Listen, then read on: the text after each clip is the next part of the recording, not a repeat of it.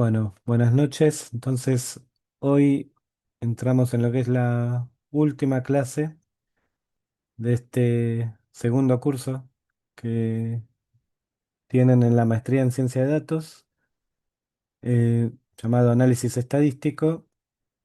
Y bueno, hemos llegado al final, último curso.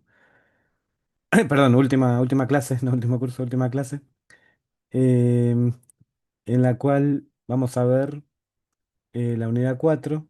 No es muy larga, así que la clase de hoy vamos a poder dividirla en dos partes. Por un lado, los temas específicos de la unidad 4 y por otro lado, todo lo que tenga que ver con consultas de parte de ustedes, fundamentalmente, con lo que tenga que ver con trabajo final o dudas, temas que hayan quedado pendientes de las unidades pasadas. Vamos a clarificar también un poco el tema de la aprobación del curso. Ustedes saben, cada curso tiene modalidades diferentes para, para la acreditación, para la aprobación. Entonces, bueno, fuimos mencionando algunas, que todas las actividades eran importantes que pudieran realizar, que todas las actividades van a tener fecha límite el 30 de junio, pero que bueno, mientras antes lo hagan, quizás mejor para ustedes, para que no se les acumule con otras actividades de otros cursos. Em, Así que bueno, eh, en la unidad 4 que es la que vamos a ver hoy, ustedes lo que tienen a la vista, a ver,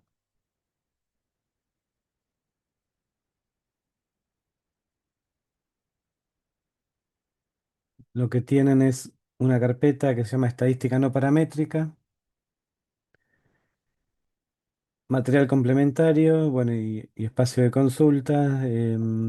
Dentro de lo que es estadística no paramétrica, tienen un PDF, una presentación, que es la que vamos a ver enseguida, y una carpeta también comprimida que si la descargan, adentro tienen varios archivos o varios datasets CSV y varios notebook para correr en el Colab en lenguaje Python. Eh, Así que ese es el material, digamos, correspondiente a esta unidad, donde vamos a ver estadística o métodos estadísticos no paramétricos. Y por otro lado, hay una carpeta que es material complementario. No es obligatorio para el que tiene más interés sobre estos temas. Algunos links, no todo está en Python. También hay ejemplos en lenguaje R. Pero, digamos, es la idea de los tests es la misma. Simplemente, bueno, cambia la sintaxis, pero es fácil de seguir. Y también, bueno, hay videos, como dice acá, videos para no paramétrica. Ya les digo, es opcional el que esté interesado sobre algunos de estos test no paramétricos para casos particulares. En este caso, una relación entre una variable cuantitativa y otra cualitativa. Bueno, son videos en lo general no tan largos como para mostrar, no son nuestros, digamos, son de universidades, en este caso creo que la Universidad de Valencia, de Salamanca, Universidad de Salamanca, España, que complementan un poco, como dice acá, material complementario, la información, los materiales que vamos a presentar nosotros. Entonces, no sé si alguien tiene alguna consulta, si no, bueno, comentarles también antes de arrancar que para la acreditación, ya que hablábamos de la aprobación de este curso, habíamos dicho que todas las unidades iban a tener alguna actividad que la fuimos mencionando. Tenemos en la unidad uno era el tema de participar en un foro a partir de subir algún gráfico que tenía que ver con estadística descriptiva. O sea, todo eso va a ser importante porque después vamos a hacer como una tablita que este lo hizo, este lo hizo, este lo hizo. Eh, participar en el glosario. En la unidad 2 tenían, además de las actividades que era ir ejecutando los ejemplos que nosotros les pasamos y algún ejemplo analítico, eh, en la actividad 2, en la unidad 2 tenían un cuestionario práctico que tenía que ver con test de hipótesis a partir de una serie de números. Em, la unidad 3, otro cuestionario práctico que tenía que ver con regresión lineal em, o regresión no lineal, o aplicando la ley de potencia. Y en la unidad 4 no va a haber un cuestionario de práctica, pero sí, eh, a modo de cierre, digamos, va a haber un cuestionario teórico, conceptual, de toda la materia, digamos, de todas las unidades. No es nada complicado si lo fueron siguiendo. Van a ser cuestiones que las van a poder resolver sin problema. Va a tener la misma metodología que los cuestionarios de recién, en el sentido que se aprueban o sea, van a tener 10 o más em, preguntas del estilo multiple choice. Van a tener 3 intentos permitidos, tiempo límite seguramente 1 hora, desde el momento que ustedes ingresan, y van a tener tiempo hasta el 30 de junio para poder realizarla. Eh, Así que ya les digo, si estuvieron siguiendo el curso no van a tener problemas. Va a haber preguntas del estilo, el error de tipo uno es cuando, entonces, ¿qué sería? Cuando aceptamos la hipótesis nula, no aceptamos la hipótesis nula, etcétera, etcétera. El p-valor significa, si pasa que el p-valor vale tanto, ¿qué pasa? No sé, les estoy adelantando bastante, como para que vean que no son cosas muy, digamos, nada de definiciones que haya que seguir de memoria, sino eh, más de ciertas aplicaciones y qué es un cuckooplot, qué, no sé, se me ocurren algunas. Em, Diagrama de cajas, qué nos representa, qué información podemos sacar, etcétera. Bueno, así que eso ténganlo en cuenta, lo vamos a habilitar en, en estos días y les vamos a avisar que va a estar habilitado a partir de mañana el cuestionario, etcétera, hasta el 30 de junio, recuerden. Y por otro lado, va a quedar pendiente lo del trabajo final, que ya hablamos en la clase pasada, de qué consistía, pero bueno, em, vamos a seguir en contacto por cualquier duda. Y, y lo que van a tener que hacer es, una vez que lo tengan realizado, subirlo en lo que es el espacio de entrega del trabajo final. En este caso, acá van a tener agregar entrega. Acá tenemos los grupos.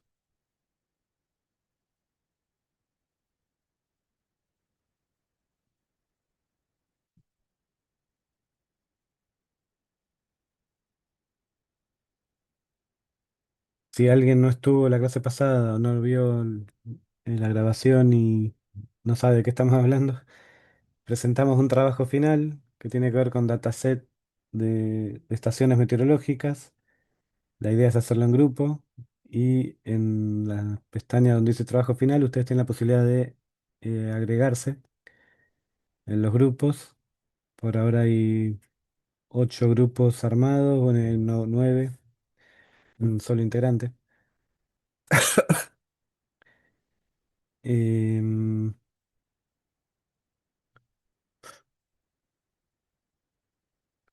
sí, ahí me pregunta Carlos si lo entrega solo uno. Sí, no hace falta que la entrega lo hagan los 4 o los 3 integrantes, sino con que lo entregue uno solo y que en el archivo diga, y que haya una carátula también que diga quiénes son los integrantes, ya con eso es suficiente. Entonces, bueno, igualmente después al final de cuando terminemos, digamos, la explicación del tema que nos queda, vamos a retomar un poco, repasar cómo era el enunciado del trabajo final, ver si ya estuvieron viendo algo. Así que nada, ahora volvemos acá. Bueno, unidad 4 y ahora sí,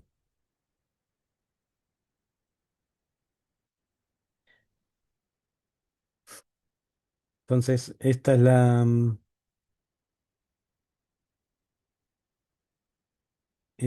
podemos elegir cualquier dataset. Em, sí, en realidad lo que habíamos dicho, bueno, que el tema uno que era grupo uno eligiera el dataset uno, el grupo 2 así, creo que daba para, pero es, digamos, es indistinto, ¿no? Si ya alguien ya eligió otro dataset, acá, no, ¿dónde está el dataset?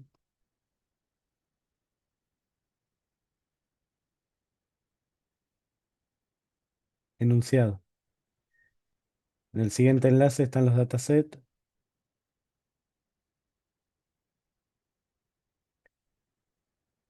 Claro, están numerados más o menos hasta el 16. La idea es que quieren el grupo uno elija el dataset uno, el grupo 2 el dataset 2, y así siguiendo.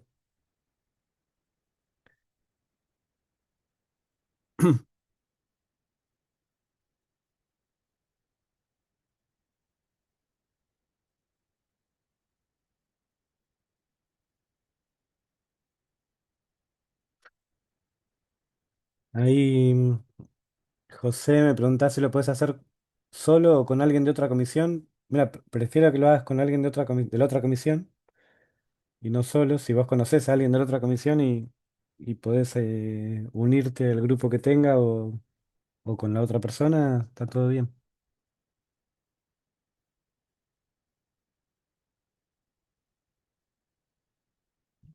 Bien. Eh, hola. Bueno, estábamos hablando del trabajo final, pero después vamos a volver sobre el tema del trabajo final.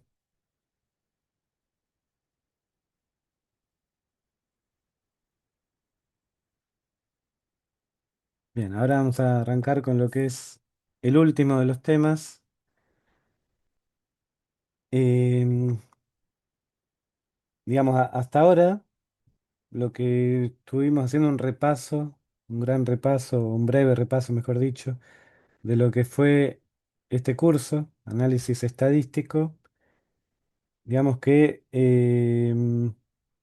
estuvimos trabajando principalmente después de arrancar con lo que son las nociones de probabilidad, un resumen de lo que es la estadística descriptiva, em, donde nos permitió poder de alguna forma resumir los datos que tenemos, poder explorarlos de manera analítica a partir de valores, del cálculo de valores y de manera gráfica.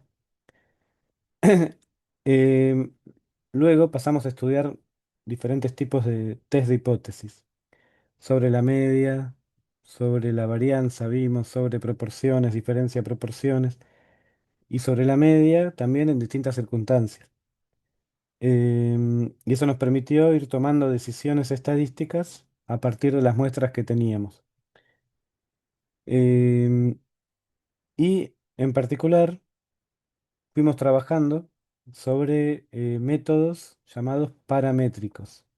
Esos métodos paramétricos requieren asumir ciertas condiciones sobre la distribución de los datos, especialmente la suposición que realizábamos era la de normalidad. Entonces decimos, bueno, suponiendo que esta muestra tiene distribución normal, eh, y eso nos servía para muchos casos, muchos ejemplos que fuimos viendo. Eh, Sin embargo, hay veces que, muchos casos reales, situaciones reales, que estas condiciones de normalidad, esa suposición de normalidad no se cumple. Entonces, no podríamos aplicar los, los test que vimos en su momento, por ejemplo, el t-test, el t-de-student. Em, entonces, necesitamos otro tipo de métodos y aparecen los métodos no paramétricos, que es lo que vamos a ver hoy.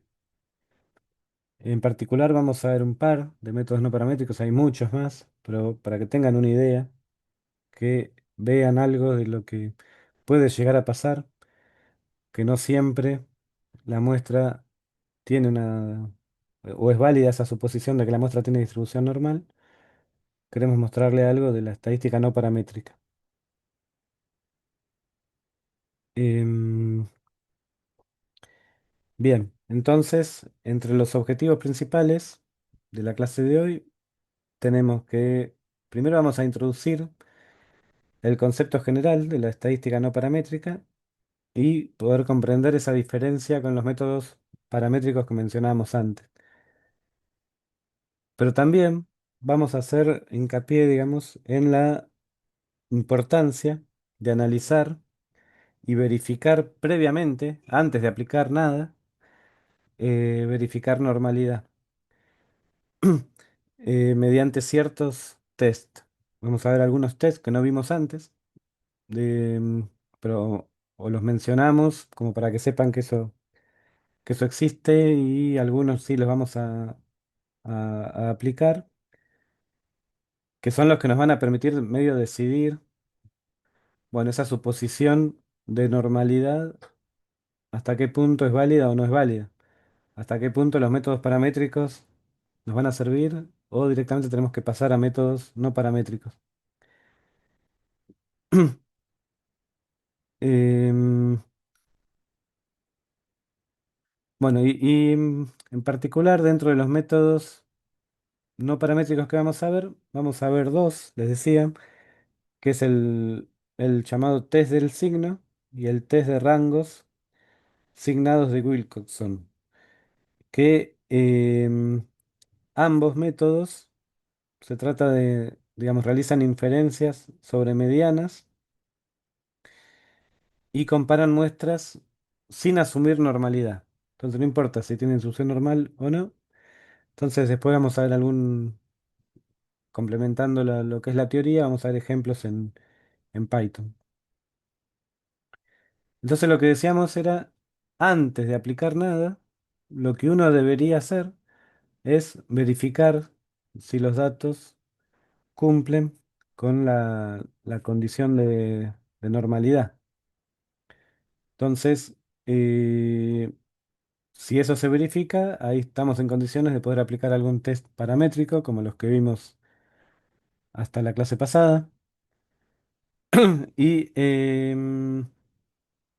lo que tenemos, que lo que podríamos hacer entonces es plantear una hipótesis nula de que eh, la distribución de los datos sigue una distribución normal. Por ejemplo, planteamos un test de hipótesis donde nuestra hipótesis nula es que los datos siguen una distribución normal. Y en ese caso, la hipótesis nula se dice que es una hipótesis compuesta, porque no solo debemos asumir que la distribución es normal como hipótesis nula, sino también tenemos que estimar parámetros como la media y como la varianza. O sea, tenemos que estimar mu y sigma, además de probar que x sigue una distribución normal con media mu y varianza sigma cuadrado. Entonces hay distintos test para evaluar normalidad, entre ellos llamados Kolmogorov-Smirnov, Kramer, von Mises. Bueno, y algunos otros, acá hay un enlace con referencias a ellos, que lo que se basan es en comparar funciones de distribución acumulada, las FDA. Esto no lo vamos a ver, pero los que sí vamos a ver y mencionar es estos dos, conocidos como Shapiro-Francia y Shapiro-Wilk, que digamos, son útiles justamente para eso, para verificar o validar la hipótesis de que siguen los datos una distribución normal. Lo mismo que el cuckooplot. ¿Recuerdan el gráfico que vimos en las primeras clases, el cuckooplot, que nos permitía también evaluar de una manera visual la linealidad esperada bajo normalidad, bajo condiciones de normalidad? Entonces acá vemos un ejemplo. Son los datos del ejemplo 33, en el cual hay una empresa que afirma que la vida media de un tipo de batería, de la batería que fabrica, es mayor a 250 horas. Y un estudio de consumidores busca determinar que esta afirmación está justificada. Calcula la vida media de 24 baterías. Entonces, en el CCB vida media nuevo, tenemos la información de las 24 baterías, a ver si el consumo, digamos, si la vida media es mayor o no que 250 horas, como nos afirma la empresa. A los 24 datos que tenemos, cada dato implica una batería, le aplicamos el cucuplot, entonces construimos el cucuplot y ¿qué nos decía? Que si la distribución efectivamente es normal, cada punto debería caer sobre la recta, porque en el eje horizontal tenemos los cuantiles de una distribución normal y en el eje vertical los cuantiles reales, los medidos. Eh, y bueno, vemos que la mayoría de los puntos caen sobre la recta o están distribuidos de manera aproximada sobre la recta. Hay alguna dispersión por acá, bueno, acá hay un punto alejado bastante, pero uno medio que si tiene ganas dice, bueno, esto sí, una distribución normal. Pero en la realidad uno tendría que poder cuantificarlo, tener digamos, alguna herramienta más para poder este cucuplot decir sí, o apoyarnos en algo más teórico, como para decir si estos siguen una distribución normal o no, esta distribución que vemos acá no la podemos aproximar como normal. Y vamos a tener necesariamente que usar métodos no paramétricos después para el análisis. Entonces, ahí es que aparecen test como el Shapiro-Francia, el Shapiro-Wilk, que el cucuplot nos da esto, pero no podemos o no deberíamos decidir sobre el cucuplot en esta situación. Claramente, si los puntos estuviesen mucho más, digamos, alineados a la recta, el cucuplot ya sería suficiente, o si los puntos estarían bastante alejados de la recta también para decir que no siguen una distribución normal. Pero bueno, en algo así está medio en veremos. Entonces, podemos cuantificar em, qué tan lineal es este cucuplot, son los puntos sobre la recta, usando el test, por ejemplo, de Shapiro-Francia. Entonces, eh, en el test de, de Shapiro-Francia se busca un estadístico, por ejemplo, el cuadrado del coeficiente de correlación lineal, es el coeficiente de determinación, es R cuadrado. Y si está cerca de uno, el valor será lineal y cuanto más alejado de uno, eh, nos vamos a alejar de esa asunción de normalidad. Entonces se plantea, bueno, acá en el código está el cálculo y arroja un valor de 0,8854, cuyo p-valor es 0,012, que es un valor muy chico, o sea, más chico que 0,05, con lo cual podemos decir que rechazamos la hipótesis de normalidad con una significancia del 5%. ¿Sí, Gabriela?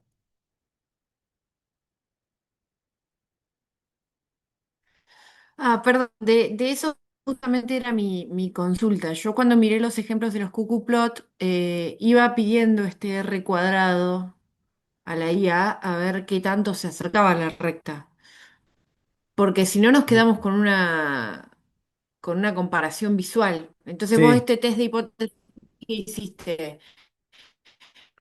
¿es el eh, que hacíamos nosotros en regresión de hay una asociación lineal? ¿Ese es el que le pedís? ¿Qué test de eh, hipótesis haces ahí que da un p-valor? este se llama Shapiro Francia, o también está el Shapiro Will. Acá aplicamos Shapiro Francia, que por lo menos nosotros no encontramos una función que lo resuelva fácilmente. Esto está medio hecho a mano, con fórmulas, manualmente, digamos, paso a paso. Sí está la función de Shapiro-Wilk dentro del módulo Stats. ¿Se acuerdan la librería Stat Models?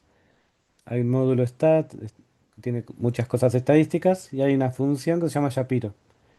Entonces, simplemente cargándole los datos y usando esta función Shapiro del módulo Stats, em, en batería es donde tenemos los datos, eh, nos devuelve un valor. Bueno, acá dice verifíquelo.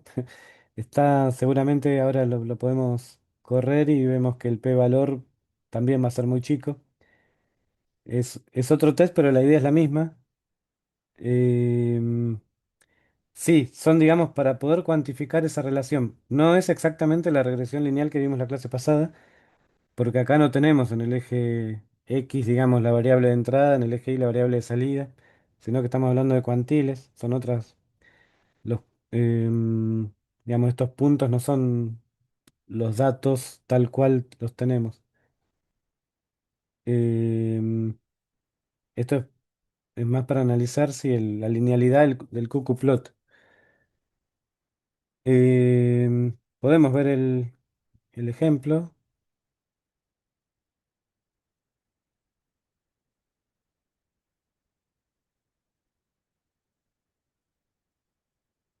A ver.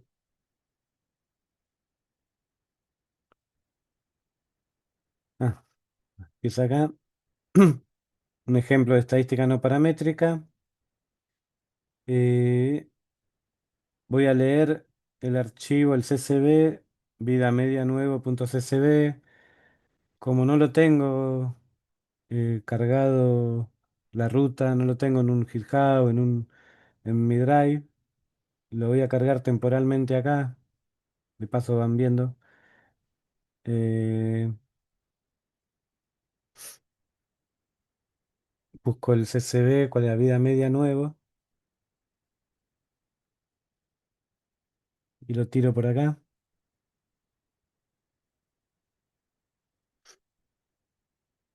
Esto es rápido, pero la desventaja es que cuando se cierra la sesión, desaparece el archivo de acá y bueno, tengo que hacerlo de nuevo. Ahora si ejecuto, debería leerlo.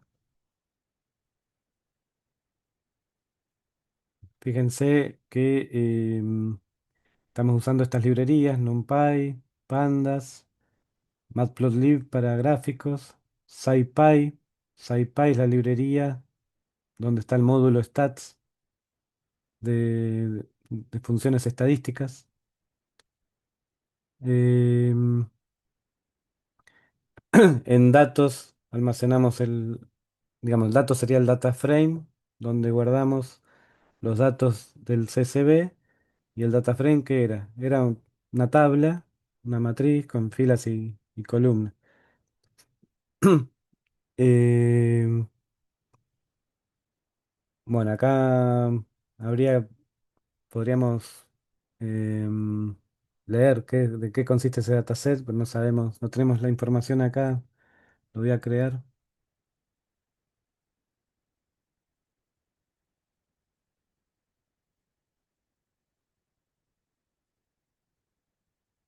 lo leemos. Uy, copié dos veces.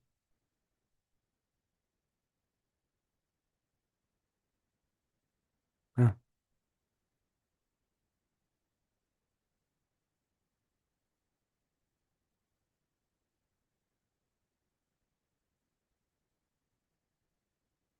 Y ¿dónde está? Batería. No, datos.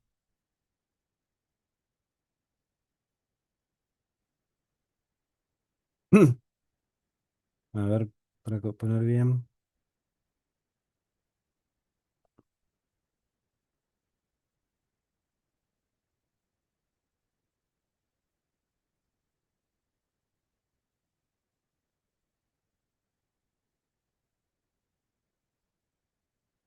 Bueno, estas son las primeras 5 filas del dataset. Entonces, fíjense que solo tenemos 2 columnas. Batería uno, lo que me dice es que la duración fue 260,83 horas. Batería 2, 201. Batería 3, 205. ¿Qué queríamos saber nosotros? Si la batería, digamos, la fábrica nos aseguraba que cada batería o las baterías duraban más que 250 horas. Ya estamos viendo algunas que no cumplen con eso. Entonces queremos hacer un análisis tomando 24 baterías. De eso se trata el dataset. Entonces, bueno, em, acá aplicamos el test Sha- Shapiro-Francia, que es el código que estaba ahí en la presentación. Bueno, acá nos adelantamos, ahí tendría que separarlo para no mezclar con el...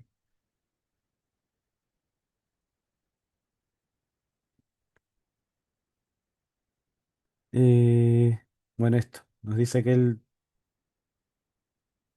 en realidad es el test Shapiro-Wilk, que es el que nos da la salida, que es este, stat, usando el módulo stat de la librería SciPy, la función Shapiro, nos devuelve un p-valor de 0,02394. O sea, también es más chico que 0,05, lo cual rechazaríamos la suposición de normalidad con una significancia del 5%. Y el R cuadrado nos dio 0,88. O sea, con ambos test, el p-valor es más chico que 0,05 y uno rechazaría la suposición de normalidad. O sea, como que tenemos más herramientas para decidir. Con este gráfico estamos ahí. O sea, si tenemos ganas, podemos decir, sí, es normal. Este punto lo descartamos. Em, pero en la realidad, si queremos basarnos en alguna herramienta más potente, estamos en condiciones con estos test de decir que la distribución, que podemos rechazar o existen evidencias para rechazar la hipótesis de que tienen una distribución normal. Bien, eso sería lo primero que uno haría, como para no solo saber si tiene distribución, si es válida la suposición de que tiene distribución normal o no, sino saber qué tipo de métodos después vamos a usar.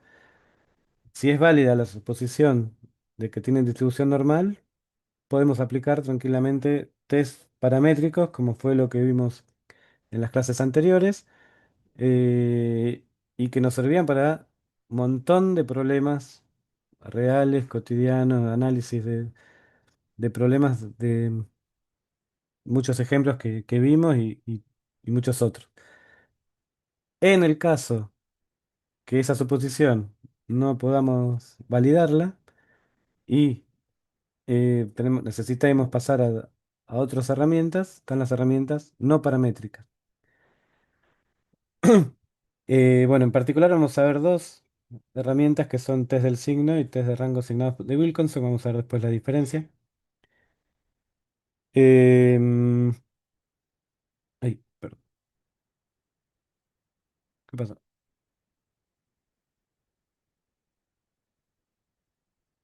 No sé qué es eso.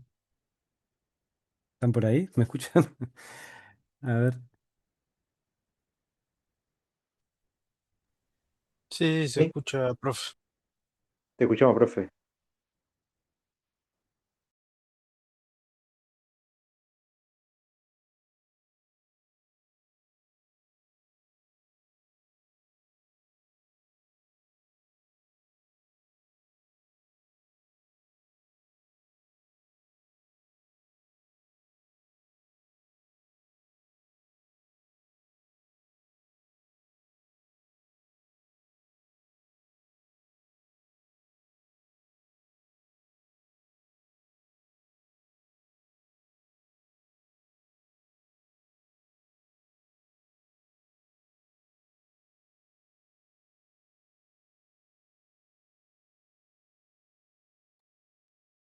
Hola, hola, acá estoy.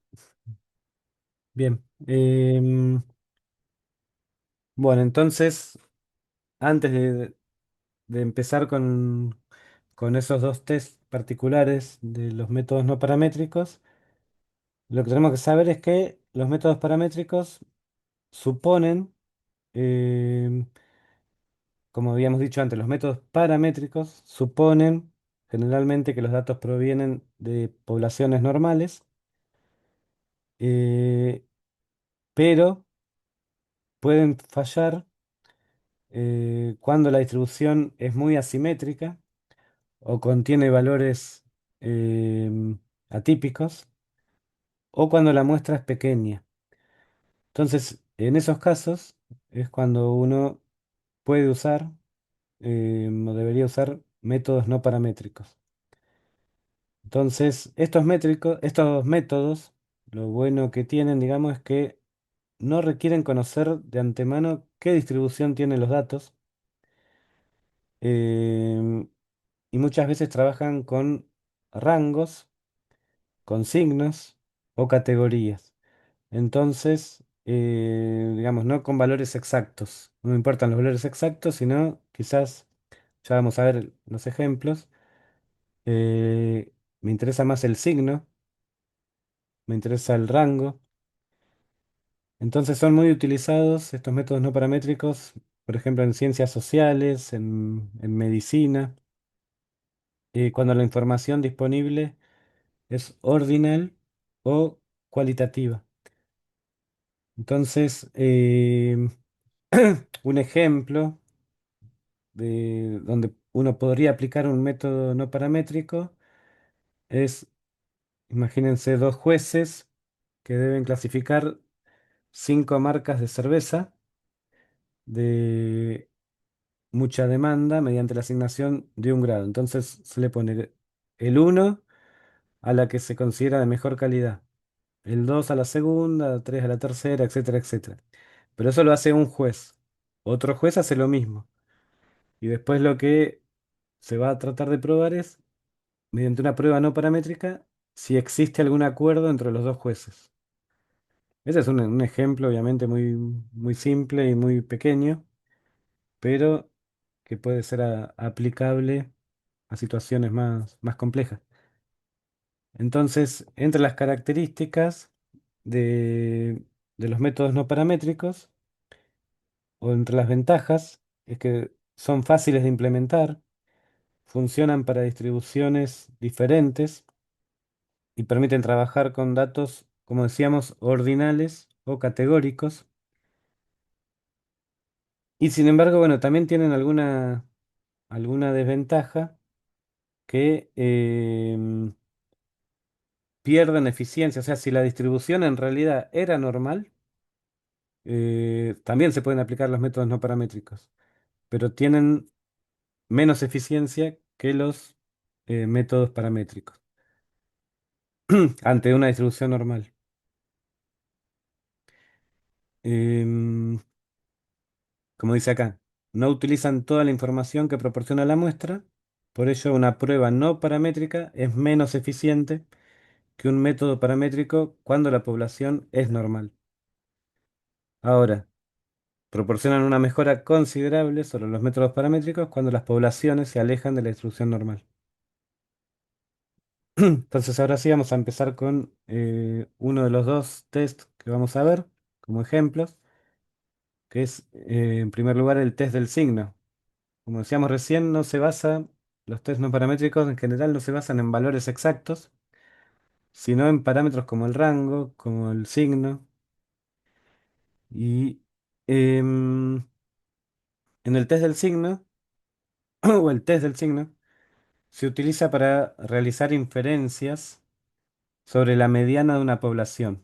O sea, lo que vamos a querer hacer hipótesis, probar hipótesis sobre la mediana, que la vamos a llamar mu, con el sombrerito, de una distribución continua. Entonces, ¿qué era la mediana? La mediana es el valor que si tenemos los datos ordenados de menor a mayor, es aquel valor que deja el 50% de la muestra a la izquierda y el 50% de la muestra a la derecha. Em, Entonces, uno podría pensar que la mediana, digamos, que es el valor que divide a la distribución en dos partes iguales, o mejor dicho, si las dos partes son iguales, eh, podemos asignarle a x, que es, digamos, una variable aleatoria x, que representa la mediana, el valor de 0,5. Entonces, lo que vamos a querer saber es qué probabilidades hay de que x sea menor o igual que la mediana, o mayor o igual que la mediana, y esa probabilidad es 0,5.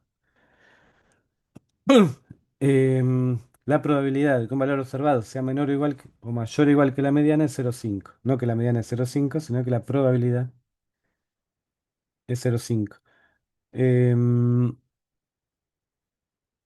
entonces, la distribución normal es simétrica, la media es igual a la mediana, en ese caso, entonces el test del signo podría usarse como un test de hipótesis sobre la media de una población normal. Lo que decíamos antes, el test de hipótesis, perdón, el test del signo es un test usado para, como método no paramétrico, sin embargo, podría usarse también como método paramétrico, pero va a perder eficiencia respecto de un test específico paramétrico. Entonces lo que planteamos es las distintas alternativas de un test de hipótesis. Vamos a plantear una hipótesis nula, una hipótesis alternativa, y dentro de las hipótesis alternativas podemos tener los tres casos. La hipótesis alternativa de dos colas o bilateral, que era cuando había un distinto, o la de una cola a izquierda cuando había un menor, o de una cola a derecha cuando había un mayor. En este caso, ¿qué pasa si la hipótesis alternativa es que la mediana es menor que un dado número? O sea, como hipótesis nula planteamos que la mediana es igual a mu cero y como alternativa que la mediana es menor que ese mu cero. Entonces, lo que nos va a interesar es las diferencias. Hacer diferencias entre cada dato y la mediana correspondiente a la hipótesis nula que planteamos. Entonces, cada dato hacemos la diferencia con la mediana que nosotros pensamos que es la mediana y no nos vamos a quedar con el valor de esa diferencia. Lo que nos va a importar es el signo. Por eso se llama test del signo. Entonces, nos vamos a quedar con ese signo. ¿Qué quiere decir? Que si xy menos mu cero es positivo, implicaba que xy es más grande que la mediana, o sea que va a estar a la derecha de la mediana.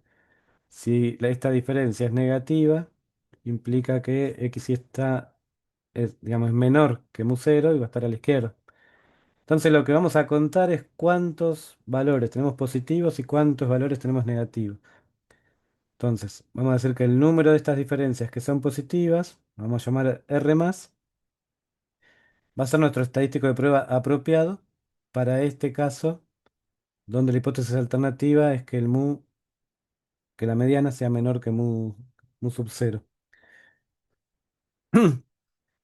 Entonces, básicamente lo que estamos planteando es un análisis binomial. ¿Se acuerdan lo que era la distribución binomial?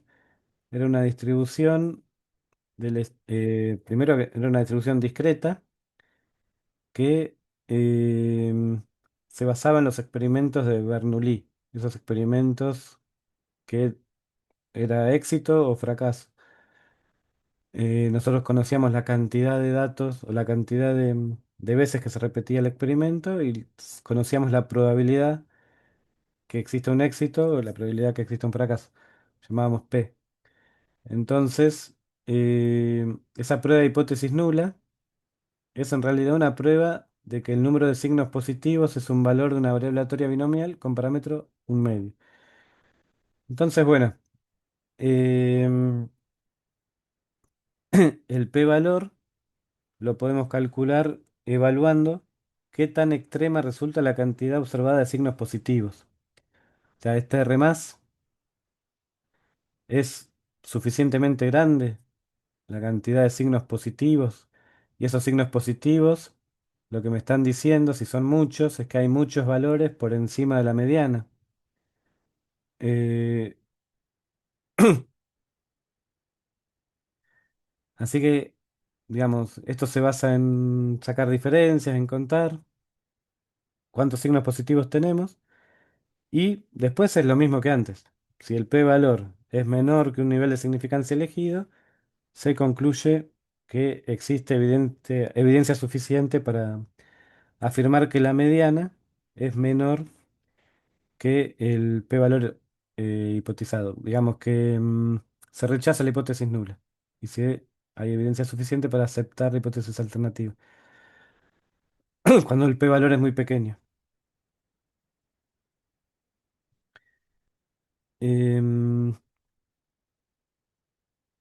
entonces, digamos, repasando en una hipótesis unilateral a izquierda, como es este caso, vamos a rechazar H0 cuando aparecen muy pocos signos positivos.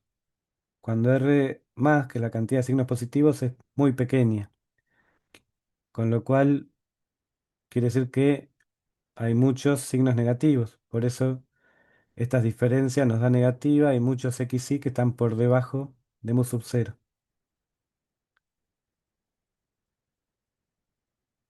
Podríamos plantearlo al revés, que la hipótesis nula sea que la mediana es mayor que un dado número que llamamos nuestra hipótesis nula, que es mu sub 0, con lo cual lo que vamos a buscar ahora es también contar las diferencias y ver, pero en este caso al revés, si hay muchos signos positivos, eh, que eso implicaría que la diferencia respecto de la mediana es mayor, o sea que el dato es mayor que la mediana, esta diferencia. Y bueno, y ahí podríamos rechazar la hipótesis nula en favor de esta hipótesis alternativa. Y lo mismo se podría plantear una hipótesis unilateral. Entonces, quiere decir, si bien es un test no paramétrico y los test que vimos antes eran paramétricos, la idea de un test de hipótesis es la misma siempre. Es plantear la hipótesis nula, la hipótesis alternativa, un estadístico de prueba, a ver qué pasa, como para decidir. Y uno decide a partir de un alfa, nivel de significancia, o a partir del p-valor. Eh, bueno, volvamos al ejemplo 33, donde teníamos la vida media de la batería, de las baterías, y podemos plantear como hipótesis nula que la mediana es 250 horas. Recuerden que la hipótesis nula podía venir de, de una ley, de algo que decíamos, bueno, la empresa nos asegura que es 220 volts los que nos tiene que suministrar, o de algo que nos diga, en este caso, el fabricante. El fabricante nos asegura que la vida media de una batería es de 250 horas. Entonces, vamos a plantear que la hipótesis nula es 250 horas. Y lo que nosotros sospechamos es que es menor que 250 horas. Entonces planteamos como hipótesis alternativa eso. Em, y aplicamos el test del signo. En este caso, acá en realidad lo que hacemos es aplicar el, el test binomial, que es también que está en el módulo stats de SciPy, con p igual a 0,5. Le decimos que la hipótesis alternativa es menor, less es menor. eh, y obtenemos un p-valor muy, muy chico. El p-valor es muy, muy chico. Esto implica que podemos rechazar la hipótesis nula, por lo tanto hay suficiente evidencia para aceptar o para decir que en realidad la vida media de las baterías es menor que 250 horas. Bueno, acá no están las salidas, con la cantidad de éxitos, lo podemos ver en esto está acá. Em,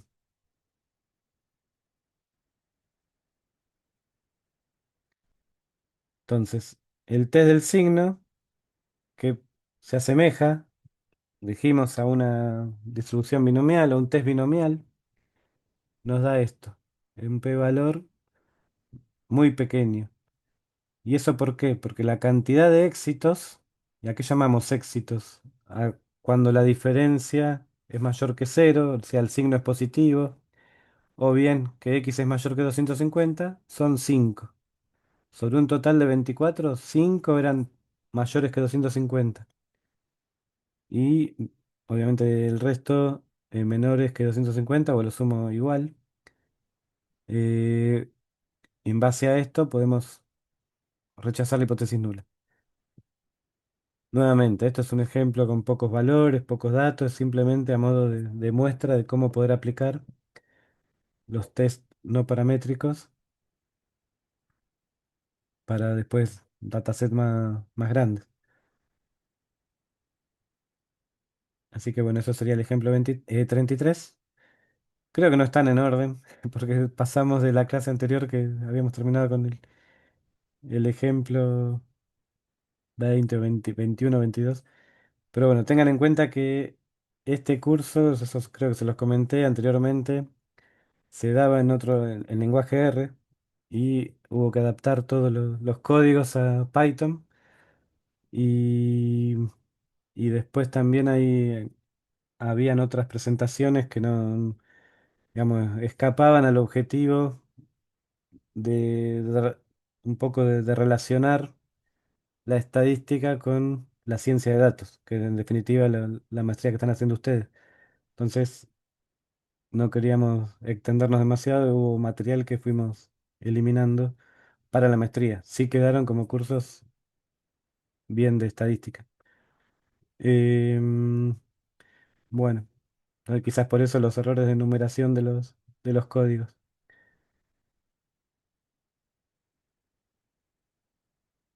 Bien. em,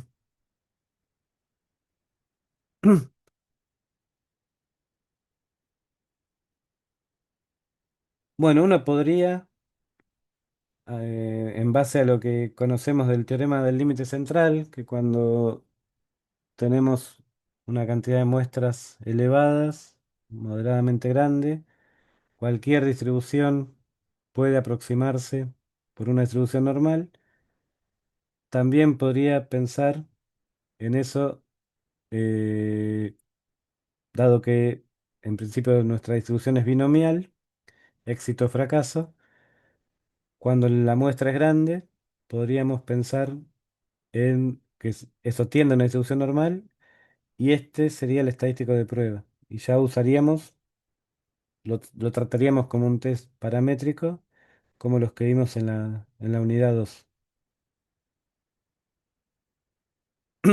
También podríamos hacer o aplicar el test del signo para muestras apareadas.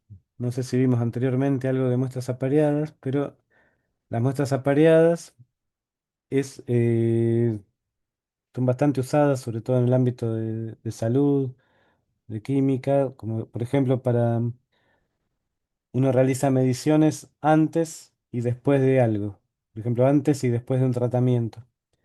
Entonces uno tiene interés en analizar las diferencias para el mismo objeto, para la misma persona o el mismo producto, antes y después de ese tratamiento. Entonces, el test del signo es fácilmente adaptable para esa situación. Entonces, primero lo que habría que hacer es calcular las diferencias entre cada par, antes y después, y analizar solamente los signos. No me importa el valor, la cantidad en la cual se, se modificó, sino el signo, o sea, si aumentó o disminuyó. Después calcular las diferencias entre cada par, bueno, analizar los signos y plantear como hipótesis nula, por ejemplo, que ambas poblaciones tienen la misma mediana, que la mediana no cambia antes y después del tratamiento. Eh, lo cual es lo mismo que decir que la diferencia de medianas es cero. O sea, esta diferencia de medianas es cero. Es lo mismo. Es como hipótesis nula, que mu1 es igual a mu2, que esta diferencia es cero. Y, y después igual. em, una vez que uno plantea la hipótesis nula, después em, aplicar el test del signo para ver si se puede rechazar o aceptar la hipótesis nula. Así que también es muy usado en este tipo de casos. Entonces, acá vemos un ejemplo de muestras apareadas con el dataset Arthritis CSV del ejemplo 34, que muestra las horas de alivio proporcionadas por dos medicamentos analgésicos en 12 pacientes que sufren artritis. Entonces, la pregunta que nos hacemos es: ¿existe alguna evidencia de que un medicamento proporcione un alivio más prolongado que el otro? Utilizar un nivel de significancia alfa de 0,05. Vamos a verlo.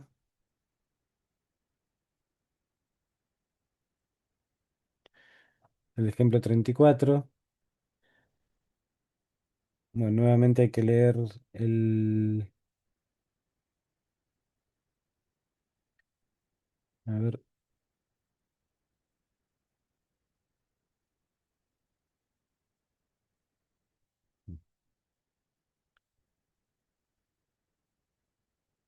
no,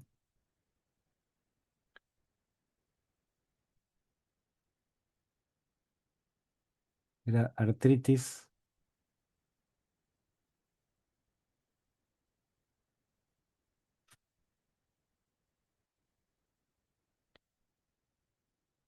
Entonces ahí leemos el archivo artritis y leemos las primeras 5 filas como para ver de qué se trata ese archivo.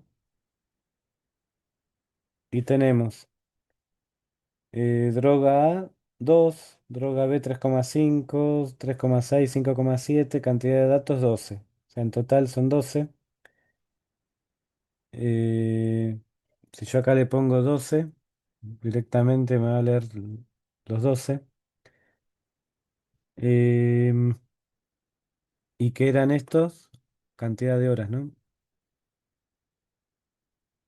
Es las horas de alivio proporcionadas por dos medicamentos analgésicos en 12 pacientes que sufren de artritis. Entonces, con la droga A tuvo 2 horas de alivio y el mismo paciente con la droga B 3 horas y media de alivio. Y así 3,6, 5,7. Siempre con la droga A es más chico que... vemos que no. Hay un caso que 2,6 y 2,4. 6,6, 6. Pero bueno, la idea no es ponerse a analizar uno por uno nosotros, sino que haya un test, alguna herramienta para poder, digamos, tener alguna decisión basada en la metodología, en la teoría. Em, pero bueno, básicamente cuando hablamos de muestras apareadas, nos referimos a esto. Sobre el mismo paciente, tener algo antes o después, o en droga A, droga B, etcétera. Como dos resultados diferentes para el mismo paciente. Entonces lo que hacemos, lo que hace el test es calcular las diferencias. Para el paciente cero, esta diferencia, A menos B, A menos B, A menos B, y eso es lo que nos va a dar acá.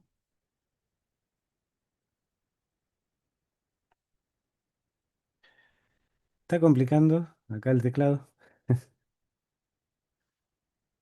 Eh,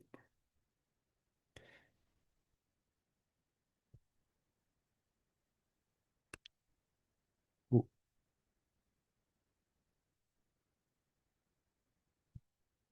bueno, ahí tenemos las diferencias. Entonces, como decíamos, no me interesa el valor absoluto del -1,5, sí me interesa el signo. ¿Cuántos negativos y cuántos positivos hay? Entonces, si contamos acá, dado que son pocos, lo podemos contar nosotros, son 1, 2, 3 positivos solamente y obviamente 9 negativos. Sí. Si hiciéramos un cucuplot para ver si podemos pensarlo como una distribución normal. Ah, ¿dónde está el gráfico?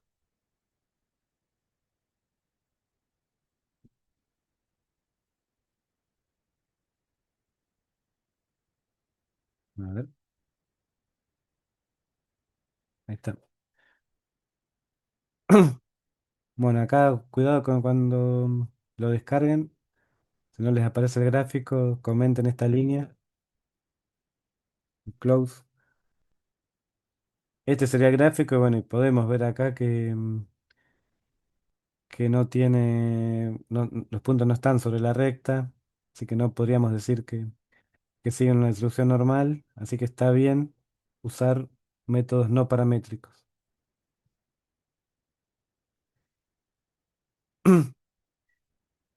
Pero de todas formas, no está mal plantear algún test como los que vimos al principio de Shapiro-Wilk, Shapiro, uy, Shapiro-Francia. eh,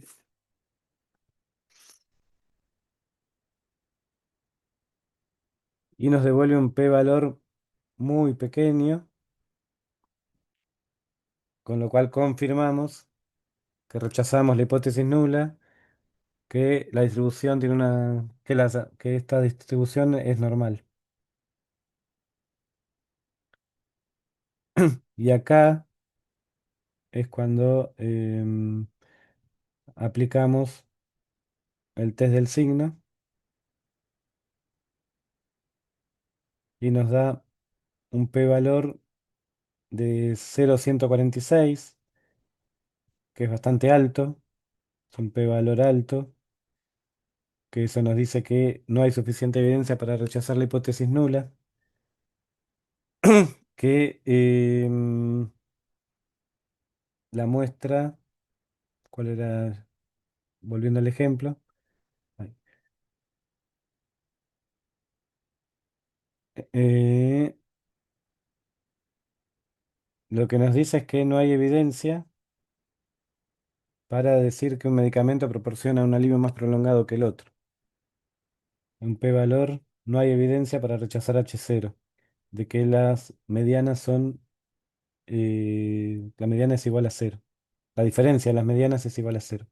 Y pensar que un medicamento es mejor que otro. Raro, porque son 9 contra 3. Pero bueno, nos dice eso. ¿Cuál son? Bueno, son pocos valores.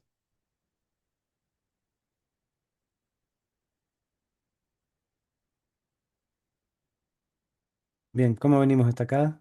Ya bueno, falta ver el último test y ya terminamos todos los temas del curso. Nos queda por ver este test, que es test de rangos signados de Wilcoxon, que a diferencia del test del signo, que solo nos importaba esa diferencia y solo nos importaba el signo, no el módulo, digamos, el número. En este caso sí nos va a importar el signo y también la magnitud del valor. Em,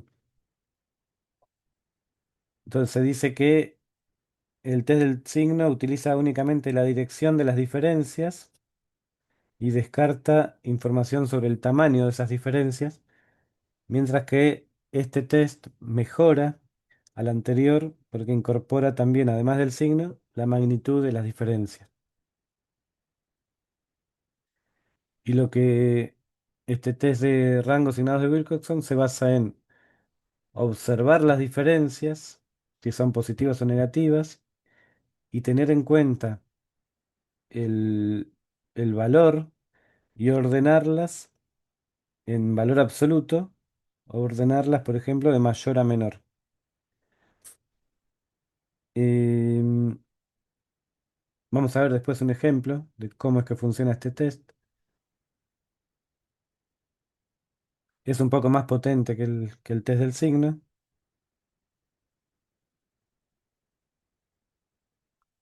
Em, entonces,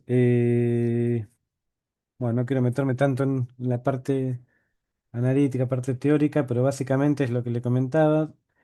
Lo que hacemos es, por ejemplo, si planteamos un test de hipótesis sobre la mediana, eh, nuestro H0 es mu igual a mu0, tomar las diferencias de cada dato menos esa mediana, esa hipótesis nula, y además de considerar el signo que tenemos acá, consideramos el módulo.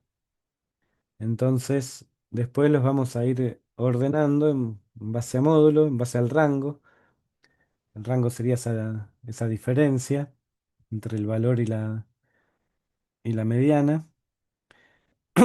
Y, y también tenemos que contar, pero en este caso vamos a contar no solo cuántos son positivos y negativos, sino contar el rango, digamos, en cuánto nos aportan esas diferencias, tanto positivas como negativas. Ahora va a quedar más claro cuando veamos un ejemplo, un Excel. Entonces, pasemos directamente al ejemplo. Tenemos el ejemplo 35 que presenta un estudio dedicado a averiguar el tipo de población atendida en un centro hospitalario y se ha encontrado que la mediana de edad de los enfermos era de 57 años. Entonces, dentro de un hospital, los pacientes de ese hospital tienen una mediana de edad de 57 años. En otro hospital se tomó una muestra de 15 personas cuyas edades se muestran en la tabla pacientes.csv y se desea saber si la mediana de edad de los pacientes de ambos hospitales es la misma. O sea, si en el segundo hospital también la mediana es de 57 años, con un nivel de significancia de 0,05. Entonces, este, este test es, digamos, fácil de implementar con la función Wilcoxon. Por el test se llamaba rango asignado de Wilcoxon. La función Wilcoxon del módulo stat de la librería SciPy. Le decimos que la hipótesis alternativa es a dos colas, es la de distinto, H1 distinto de la mediana, y obtenemos un p-valor muy grande, 0,25, mucho mayor que 0,05. Entonces no hay evidencia para rechazar H0, con lo cual podemos decir que existe evidencia de que la mediana en ambos hospitales sea la misma edad, 57 años. Em, Eso es lo que nos dice el test de Wilcoxon. Em, ¿Cómo es que trabaja? Más allá de esto que vimos recién, lo podemos ver ahora con un ejemplo. Antes vamos a ver el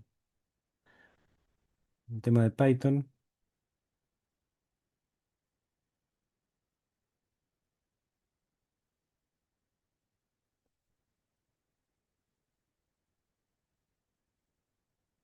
Último ejemplo.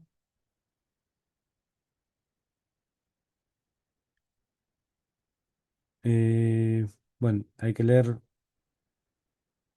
el CSV de pacientes.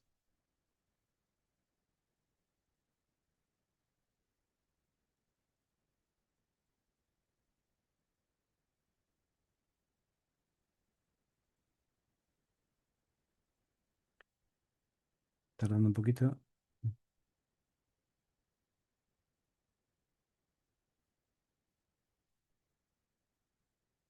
Y si ejecutamos el código,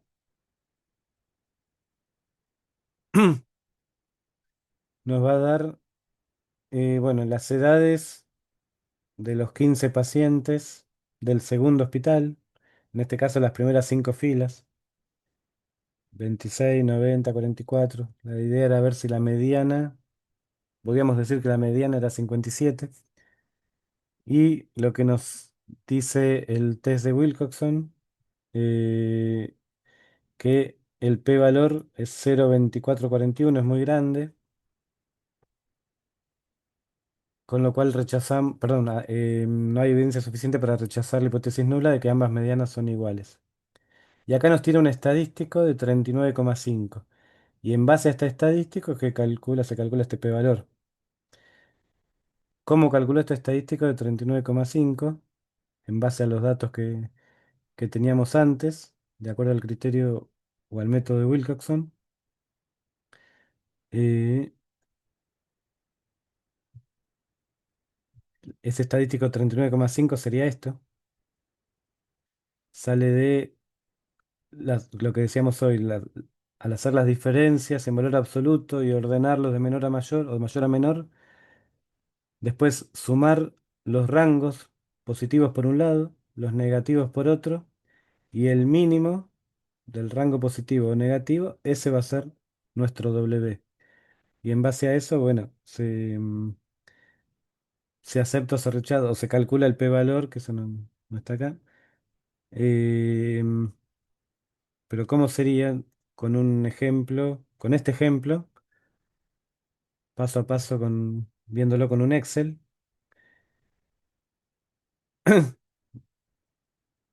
Acá ya está, digamos, ya está medio cocinado este Excel, pero también es fácil de interpretar. Nosotros podríamos partir de los pacientes ordenados 1, 2, 3 hasta el 15, con las edades correspondientes de cada paciente.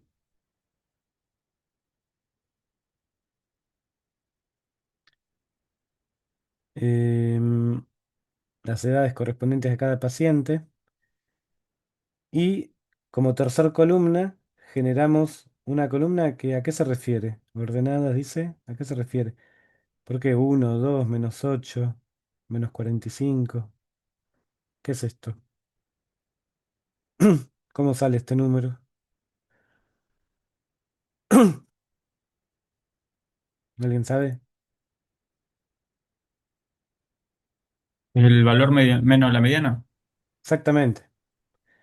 Estamos proponiendo como hipótesis nula que la mediana es 57, porque era la edad media o mediana del primer hospital. Y queremos saber si estos 15 pacientes del segundo hospital siguen teniendo o mantienen esa mediana de 57. Entonces lo que hacemos es la diferencia de cada paciente, cada edad, menos la mediana. Eso está hecho acá. B2 menos 57, B3 menos 57. Entonces en base a eso armamos esta columna. Esa columna, ahora, a diferencia del test del signo, que antes lo que me interesaba era solamente el signo, si era positivo o negativo, ahora además del signo me va a interesar el valor absoluto. En este caso no es lo mismo 1 que -8, que 9, que 23, que 45. Entonces lo tomo en valor absoluto. Tomo esta columna pero en valor absoluto. Y después, ahí es que los ordeno de menor a mayor. Em, entonces, por eso ya me quedaron ordenados así. En realidad yo les tendría que haber mostrado el origen con estas dos primeras columnas ordenadas, paciente uno, paciente 2, etcétera. Y después lo ordenaríamos en base a los rangos. El rango menor, uno. El rango que le sigue, que tiene valor absoluto 2, 8, 9. Fíjense que esto está de menor a mayor en valor absoluto respecto de esto. Y los rangos son 1, 2 hasta 15. Y después, acá los separamos por signo. Los que están sin pintar son los que la mediana nos dio por debajo de la edad. O sea, la edad era mayor que la mediana, nos dio positiva esa diferencia. Los dejamos sin pintar. Y los que están pintados acá son los que son negativos. Esto es para que se vea visualmente. Son los negativos, o sea que la edad era más chica que la mediana. En este caso era 8 años más chico. Sin embargo, está en el rango 3. Quedó en el rango 3. Em, el siguiente era 9 años más grande, quedó en el rango 4. Y así, 4 positivos, 5 positivos, 6 positivos, 7 negativos, 8 negativos. Y el último, los últimos tres son negativos. Quiere decir que los tres que más diferencia tienen están por debajo de la mediana. 12, 15 y 24 años, por, bastante por debajo de la mediana. Em, y luego, ¿qué hacemos? Como decía acá, sumamos los rangos positivos, los llamamos W más, sumamos los rangos negativos, los llamamos W menos, y nos quedamos con el mínimo de ambos, entre ambos. Entonces sumamos 1 más 2 más 4 más 5 más 6 más 9 más 12 y nos da 39. Sumamos los -3 -7 -8 y nos da 81. Y nos quedamos con el mínimo de ambos, nos da 39. Entonces, el estadístico que obtuvimos es 39, que es el que nos da el programa, el código en Python, que nos dice 39,5. Bueno, ese 39 sale de hacer eso. Eso es lo que hace internamente esta función de Wilcoxon. Entonces, nada, bueno, con esto tienen nuevas herramientas como para ya estar en condiciones de, ante la situación de tener dataset que no cumplan con la suposición de normalidad, no pasa nada, uno puede pensarlo como o atacarlo con métodos no paramétricos, entre ellos estos dos que vimos.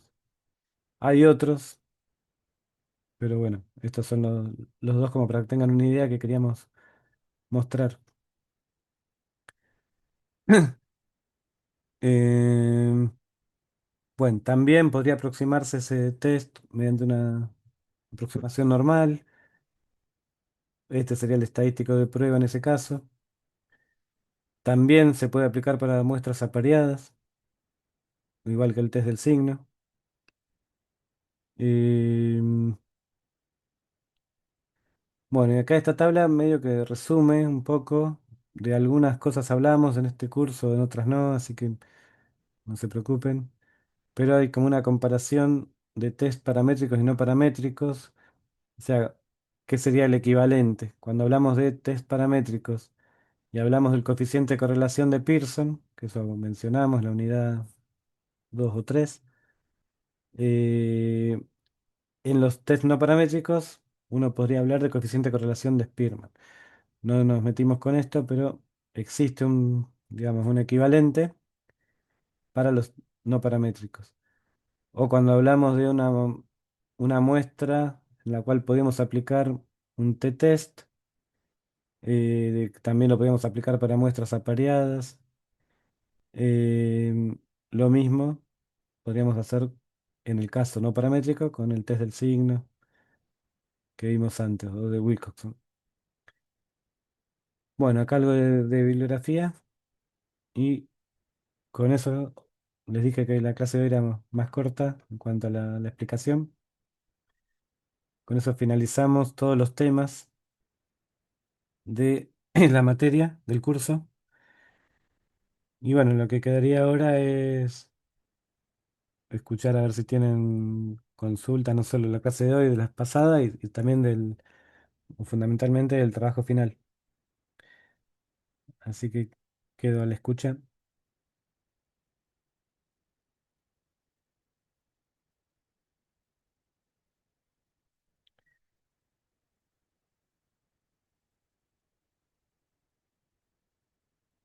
Ah, me dijeron que les avise que el lunes ya arrancan con un nuevo curso, que se van a comunicar con ustedes para, quizás siguen usando el mismo link del Zoom.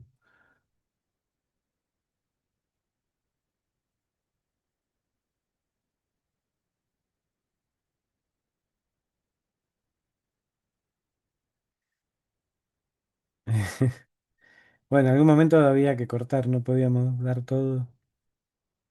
pero, pero bueno, lo vamos a tener en cuenta para ahí lo que dice Carlos. Sí, sí, no, no es que sea complicado.